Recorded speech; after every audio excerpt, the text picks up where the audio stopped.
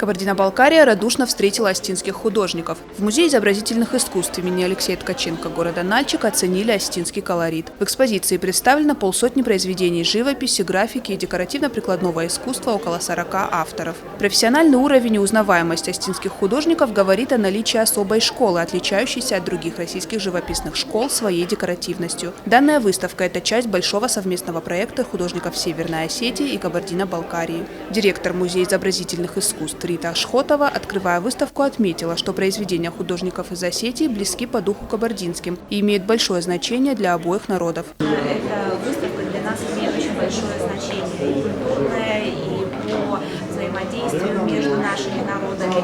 Опять же, как говорили наши сегодня аксакалы, для нас осетины не просто соседи, это наши братья. Работы, представленные разных поколений, дают так или иначе представление о том, какое изобразительное искусство в Северной Осетии. Ну, я думаю, что только начало нашего сотрудничества, в дальнейшем мы будем работать более тесно. Министр культуры Кабардино-Балкарии Мухаддин Кумахов также поблагодарил Союз художников обеих республик и высоко оценил уровень выставки, которую можно посетить до конца месяца. Фатима Макиева, Алим Калибатов, Осетия ТВ.